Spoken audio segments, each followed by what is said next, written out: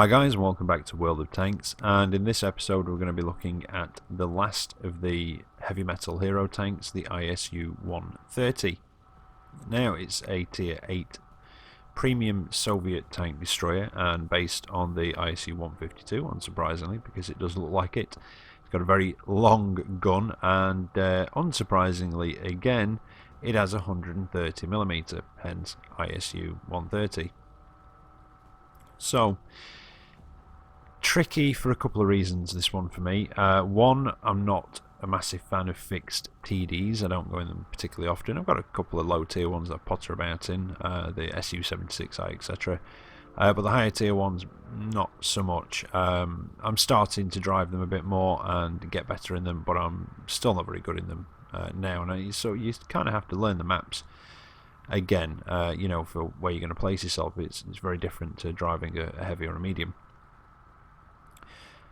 And the other reason is I've not been through the ISU-152 yet, so I've really not got anything to compare it to. So I'm going to try and give you an idea of what it's like, what its strengths and weaknesses are, and if you've been through the 152, you'll obviously be able to compare it, and I will compare it to some of the gun stats, but I'm going to try and keep this one a bit shorter.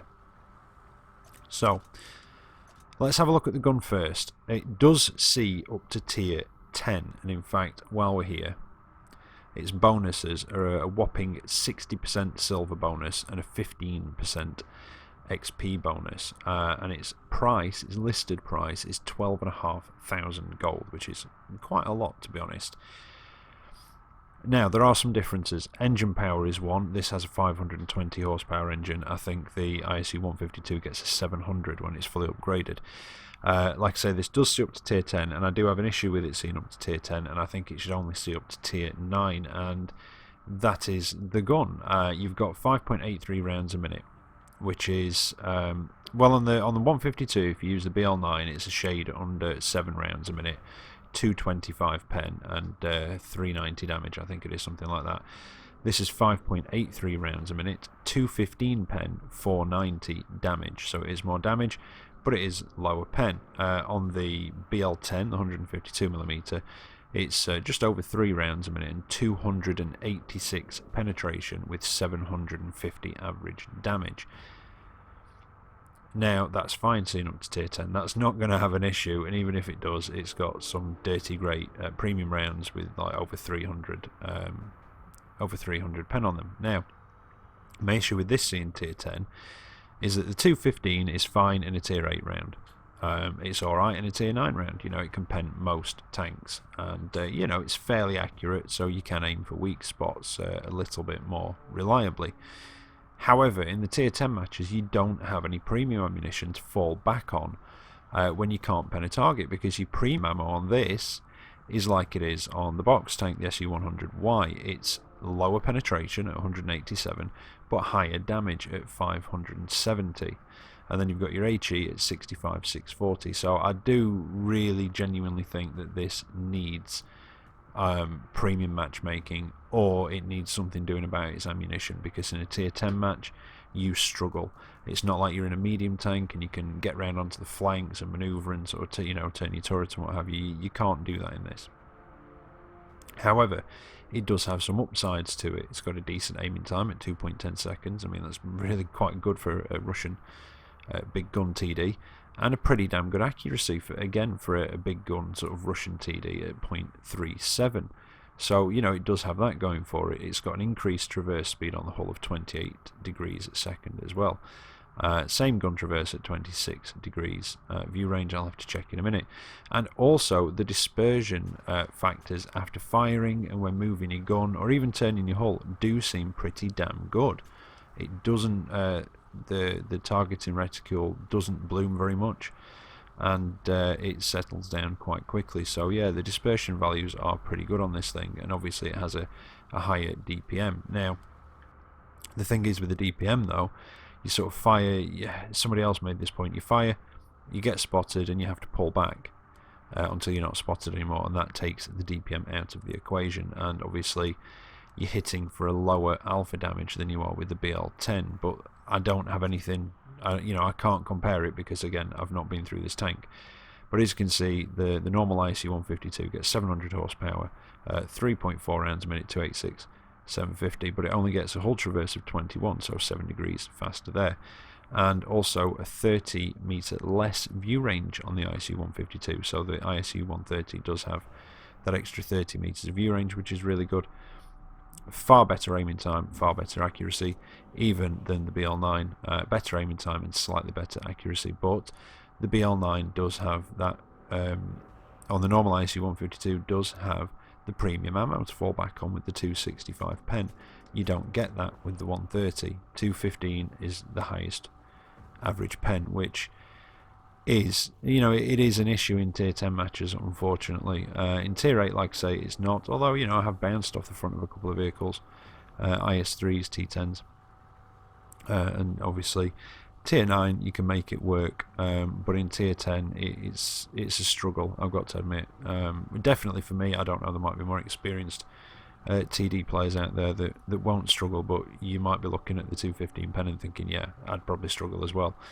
So I really do think that this needs preferential matchmaking, or it needs a buff to the penetration on its standard ammunition, or it needs something doing about its premium ammo and making the premium ammo a bit more conventional with the the higher pen and same damage, etc.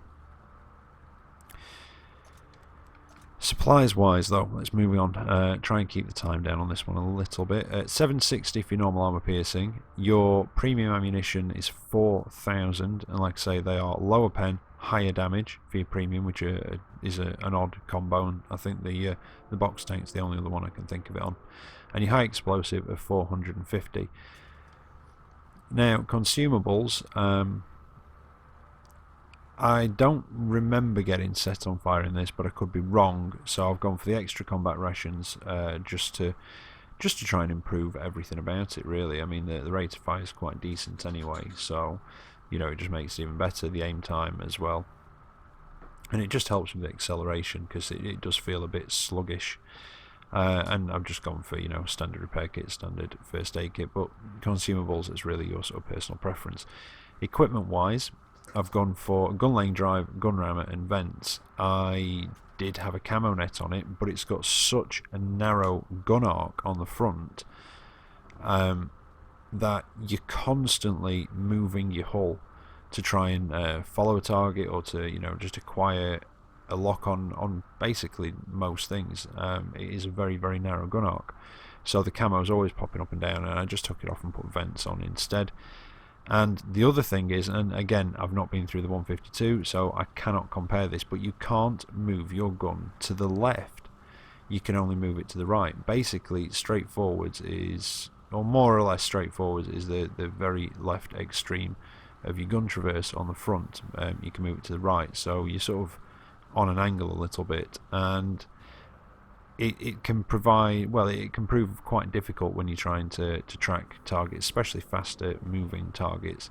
You're constantly having to move your hull, but with the dispersion values being seemingly as good as they are, it doesn't take you long to sort of reacquire your aim and for your sights to settle down. So it sort of swings and roundabouts with this one, really. I personally am not a fan of this tank, and with me being not very good in fixed TDs like this, I will forewarn you, the following matches are not brilliant, but hopefully I'll have been able to at least give you a feel for the tank so you can see what it's like. So I've done my best with it, but again, I'm a bit out of my comfort zone like I was with the RT1.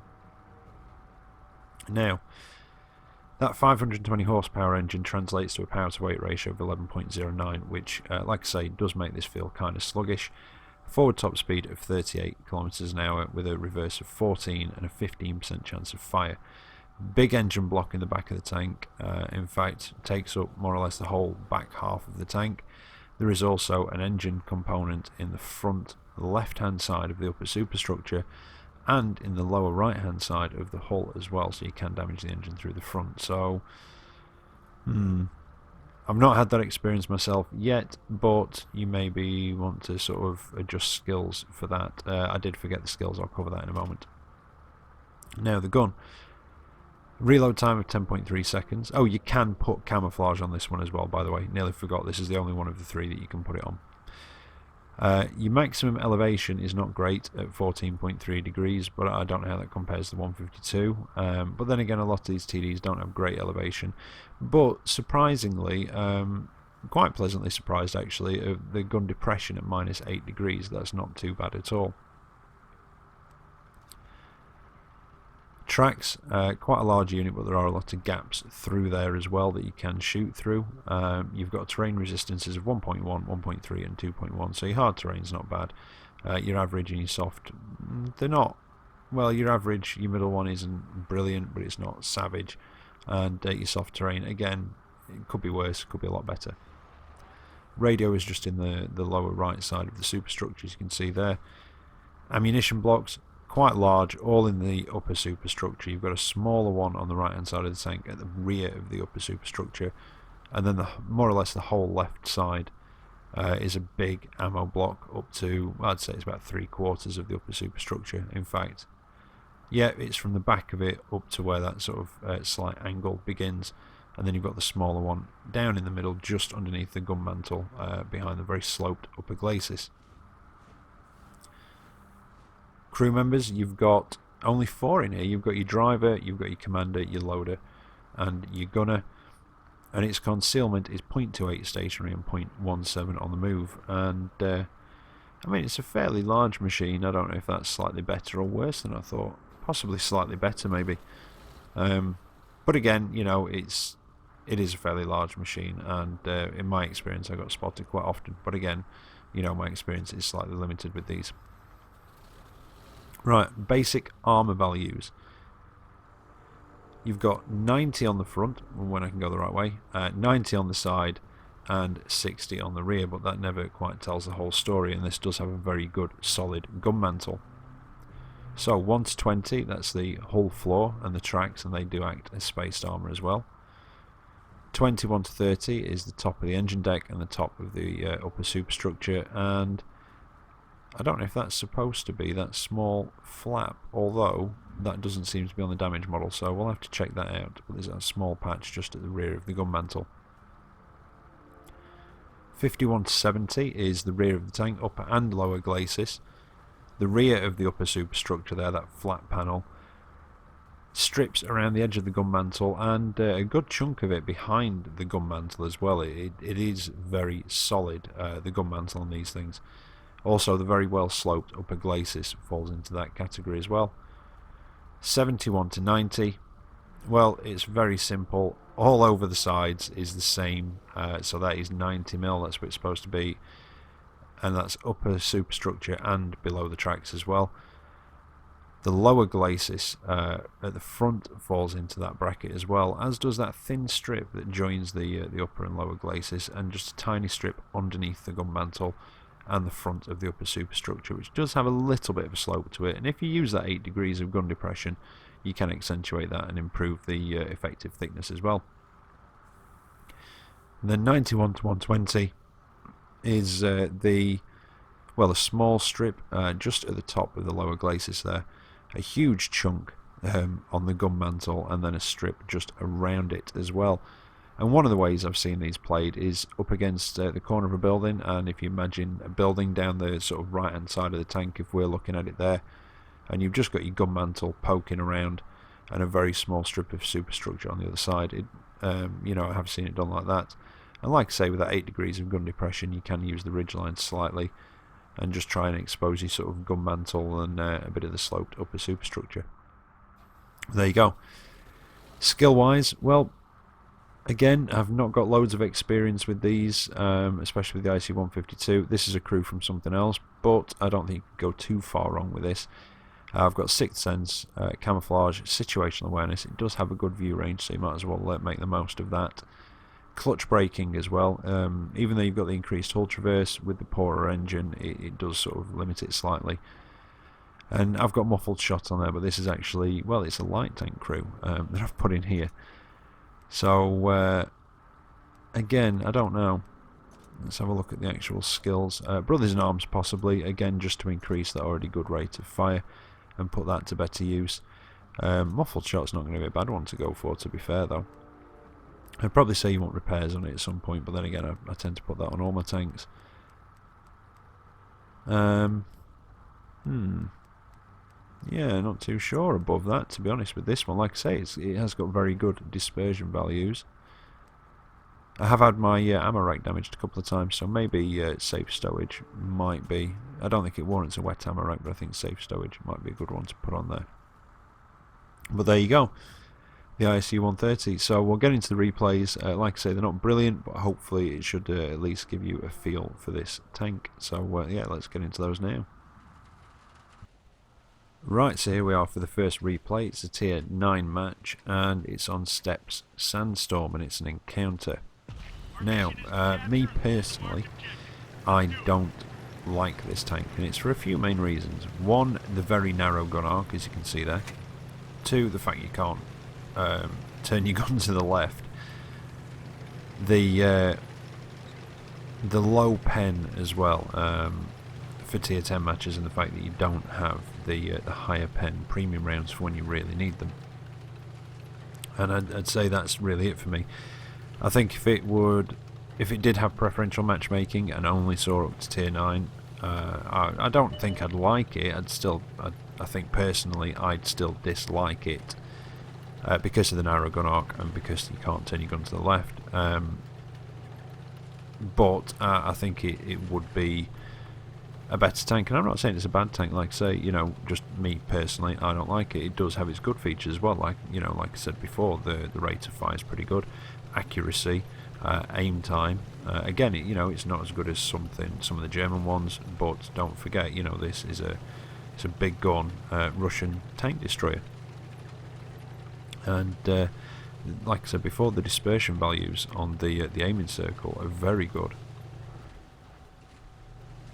Both when you've been moving your hull, when you're moving your gun, even when you fire as well, very good. And you see how quickly it settles down. I just had to move my turret there when it just bloomed slightly, and that was just me moving on my turret, moving my hull, and it only does it ever so slightly, and it's just settled down again almost straight away. Like I say, they are outstanding on this tank. The dispersion values on the aiming reticle, they are very good.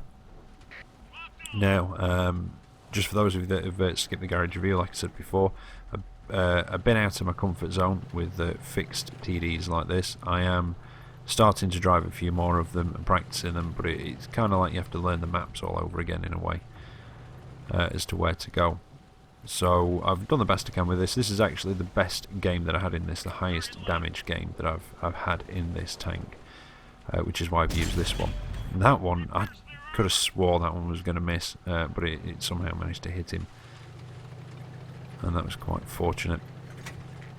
But yeah, again, like I said, like I did with the RT earlier, out of my comfort zone. I've done the best I can with these, but hopefully it'll give you a good feel of what the tank's actually like. And I can see there being people that really like this tank and really do quite well in it, because of that rate of fire, because the dispersion's so good. So you can, even though you do have the narrow gun arc on the front, when you turn your hull, it hardly affects it, and it just settles down so quick. Now I'm a bit undecided as to where to go here. I was trying to get across here. With it being sandstorm, obviously everybody's view range is very limited. This is nice, having that extra 30 meters on this one over the ISU-152. Again, not as good as some of the other vehicles in the game, but it's definitely getting up there and getting on par. A lot of them at tier 8, sort of 380, 390. So it's definitely on a level with a lot of the tier 8 vehicles in the game with the view range. And as you can see, this one I've still got the camo net on, but I took it off. Like I said, it just seemed completely ineffectual. But the E75's not seen me, and somebody's spotting for me up there. And I'm just keeping an eye out. But yeah, I was coming across here to hopefully try and cover the cap a little bit and use the sandstorm to my advantage, because we've got a couple of guys up there that could spot for me, and with the sandstorm reducing everybody's view range, I could hopefully stay out of spotting range. But as you saw on the map before, there were a lot of the enemy team had made a push down that western side of the map, down the one line and the valley across there. So It looked, well, I say a lot, you know, it looked to be about a third to maybe half of the team, so I thought, well, if they're there, then the other half must be coming over towards camp, but I'm not quite sure what's happened to them. And the medium has basically gone from over that side of the map, near our spawn point, and he's gone to go and sit in cap, or sit near cap, with the other guys. We are outnumbered here, and I've decided to come up this way to basically try and utilise that light tank, and if he can spot for me, I could put some shots in. But that Panther 88 came across. I managed to land a good hit on him. Burnt my repair kit because I thought he was going to get around me and get a couple of hits in, and it turned out I didn't need to because he got taken out. And now, yeah, we're getting it from both sides now. There's a T-44. He's got a good hit on me. And pulls back just before I can bring my gun to bear. And I've got to keep an eye on him, but the light tank's going for him, and there's a heavy tank on my right flank, so I've got to make a choice, and I decide to go for the heavy. It's 45028, and I get a nice solid hit, 488 damage into his side. And this is kind of a situation where that DPM comes in. 8-second reload, I think it is, or just over. I got another hit into the 45028, but then we capped out.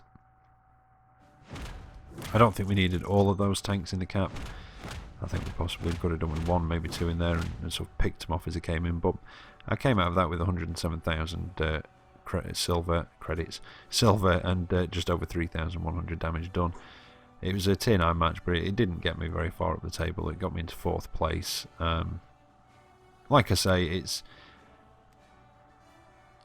you know, that's 3,000 damage is quite a lot for some tanks, but not for this one. You don't have to actually, you know, land that many penning hits to do a lot of damage in it. And I'm just, like I say, getting used to it. I've done the best I can with this, and I've put this one on because it is a tier 10 match. And it does kind of, if I remember rightly, I hope it does now, I've used it, it does kind of show some of the limitations of that 215 penetration, and it is sometimes frustrating, especially in these tier 10 matches, because you don't have a higher pen premium just to fall back on when you need it. And like I said before, you know, with the, for instance, CDC, that's got 212 mil of pen, I think it is. That sees up to tier 10, but the CDC, it's a faster tank, it's more mobile. You can get around the flanks, work your way around the side of them, and get your shots into the side and rear. This isn't as mobile, so it's, like I say, it can be a little bit frustrating. Now that, I don't know what happened there. There was a bit of lag. I honestly thought I'd missed that, I think it was a Lorraine. But it turns out I didn't, and I actually hit it, so not quite sure what went off there, but definitely I think a bit of lag involved somewhere. And I bounced off that, was it a T10? I think it just went slightly wide and hit the tracks. That one just sailed over him, I think that one missed. And just can't quite get the reload to hit the TVP. Which is unfortunate, because that would have been, that probably would have been a pen. Well, no, that definitely would have been a pen if I'd have hit it. But, yeah. And, yeah, like I say, I hope I've, you know, given people a feel for this, and I can see people doing really well in it. People that are better in these fixed TDs, are more experienced in these fixed TDs than I am. That shot on the T10, I should have waited for it to aim, because it doesn't take long. Unfortunately, it dropped down, and then just as I fired, somebody had taken him out. Now the Ferdinand's popped up. I did not land a hit on him. Actually, in game, I thought I did, but looking at it back there at the battle ribbons, I didn't. I think I damaged his tracks. That one got him, though. He turned just at the wrong moment for him, the right one for me. And I'm going to pull back. So I am playing very, very cautiously in this match. It's a tier 10 match, and it's not the biggest level, so, you know, it's not the biggest map. So if I get a bit closer, I'm going to get spotted quite easily. In fact, if any of those just pop up over those dunes, there's a good chance they're going to spot me. So I've got to be careful. and I possibly played this one too cautiously. But every time I tried to be aggressive in this, I ended up getting, well, getting my arse handed to me. Now the Conqueror is just moving up there. I managed to get a good hit on him, and then somebody takes off that last bit of health and takes him out of the game. And I'm just keeping an eye on the E-100. I know he's down in that valley, but there is a way up from there, so just keeping an eye on him. Keep an eye on some of these guys on the map, and deciding to move in a little bit. Again, I possibly could have moved in before now. I'm not too sure, but I'll hopefully be bringing you some more sort of fixed TD gameplay and a bit better as I get better in them and practice a bit more. Now, there's not many left. We've well, it's been a good match. The team have been quite efficient. It's 11-3 in our favour, so we'd have to do something pretty stupid as a team collective right now to lose this one. But then again, I've seen worse things, and I have seen teams in this position do something so collectively ridiculously stupid. It doesn't happen very often, but every now and again, just the perfect conditions come together. We can see that slight sluggishness I was on about, especially going up hills as well. And I think at this point, yeah, I've got the combat rations on. I've taken the camo net off, and it did help slightly with the acceleration, but it does feel slightly sluggish. I'm trying to see if I can get a hit on that IS-7. I can. Can I track him? Nope, don't know where that shell went. I think it dropped slightly low and left. I'm not going to pen there. Might pen there. Go for another one, and no. Just no. Don't know where that one went either. Go for one more, and no.